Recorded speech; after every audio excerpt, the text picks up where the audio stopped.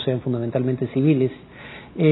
También es cierto que el gobierno ruso, el de Putin específicamente, fue sumamente sangriento en su represión contra la insurgencia en Chechenia.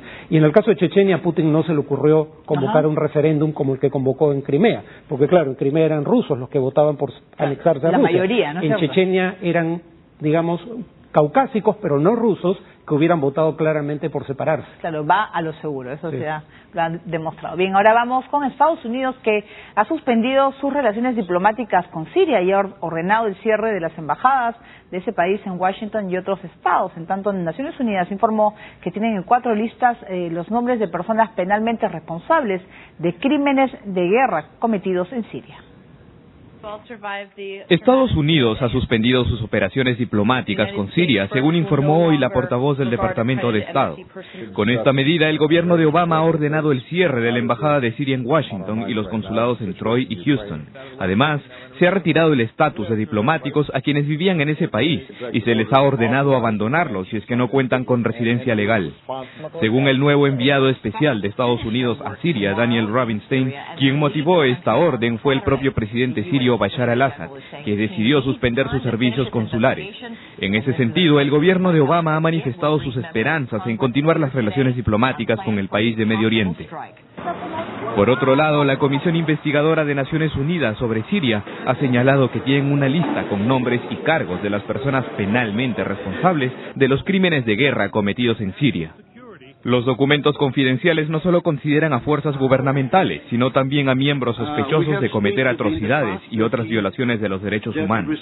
Estas listas se han elaborado no solo con entrevistas, sino también con fotografías, documentos y otras evidencias que permiten cruzar la información y que pueden servir como sustento para formalizar una acusación.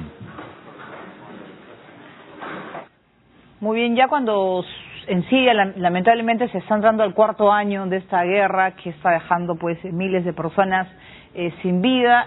Bueno, yo por lo menos no sabía que Estados Unidos continúa sus relaciones diplomáticas, no sé, yo pensé que luego de esta amenaza que se había hecho prácticamente una invasión, ¿no?, inminente, esto ya ni continuaba, ¿no? Bueno, primero Estados Unidos pretendió estar gestando una iniciativa diplomática con el consentimiento de Naciones Unidas a través de, o por lo menos el secretario general, a través del Foro de Ginebra, luego conocido como Ginebra 1.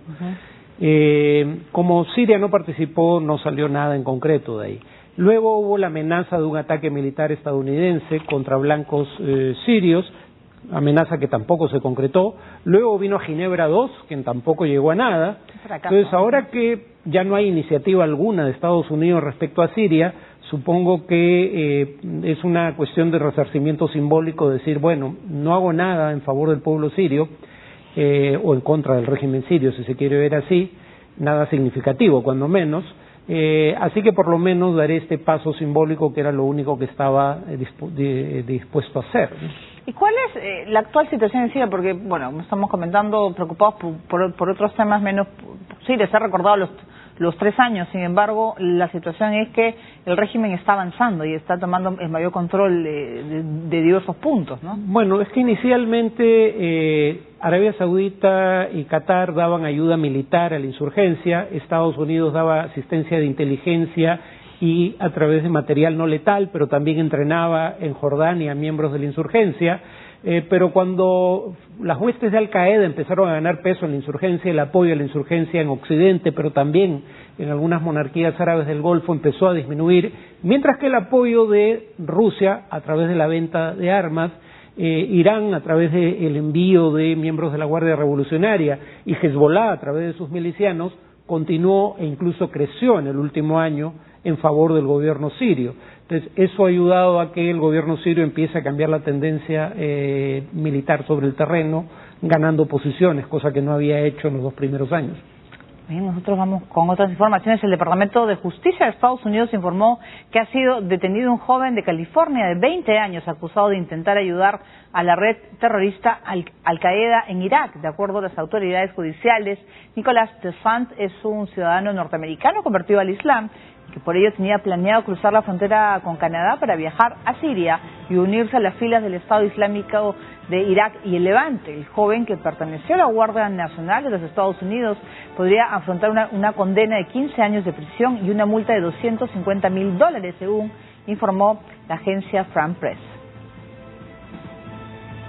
Bien, nos vamos a Afganistán. Un atentado suicida en un concurrido mercado de Maimana dejó 17 muertos y 46 heridos.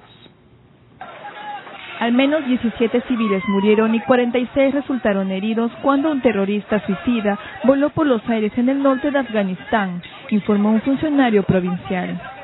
El vicegobernador manifestó que el terrorista hizo estallar los explosivos que llevaba en un concurrido mercado de la ciudad de Maimana. Entre los muertos hay una embarazada y 2 niños. Hasta el momento ningún grupo terrorista se ha atribuido al atentado. Los talibanes habían anunciado atentados para perjudicar las elecciones presidenciales del 5 de abril.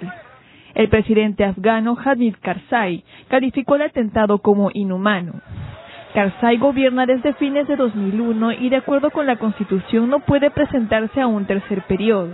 En total, hay 10 candidatos a la presidencia. Casi una semana después de la muerte del actual primer vicepresidente Mohammad Qasim Fahim, quien falleció de una enfermedad, Karzai nominó al ex portavoz parlamentario Mohammad Yunus Kanuni como su sucesor, informó el Palacio Presidencial.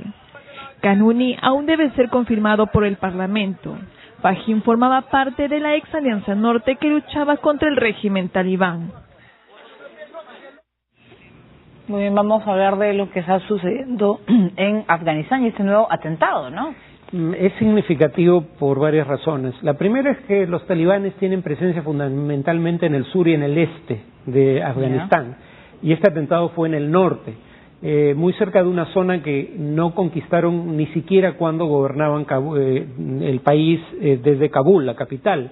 Entonces tienen capacidad de acción virtualmente en todo el territorio. Eso es lamentable, pero importante. En segundo lugar, esto se da poco tiempo antes de las elecciones presidenciales, lo que el talibán no considera legítimas, y claro, está tratando de boicotearlas, y con acciones de este tipo lamentablemente probablemente logre que el ausentismo sea grande, sobre todo teniendo en cuenta que los propios afganos están decepcionados con lo que los procesos electorales bajo ocupación extranjera han terminado por producir. Pero en tercer lugar, el talibán quiere demostrar de que las fuerzas extranjeras en Afganistán no han logrado derrotarlos, y entonces están a la ofensiva en un proceso en el cual las tropas extranjeras se están reduciendo significativamente y a fin de año van a desaparecer como tropas de combate, por lo menos, del país. Entonces quiere mostrar una tendencia creciente de sus actividades de cara a lo que muy probablemente sea la continuación de una guerra civil ya sin ocupación extranjera. Muy bien, nosotros vamos a hacer una primera pausa en el programa y vamos a regresar con mucho más información, entre ella lo que está sucediendo en Venezuela, y se cumple un mes de la detención del líder opositor Leopoldo López. Y también nos vamos a ir a Cuba. Preocupación debido a la unificación monetaria. Volvemos.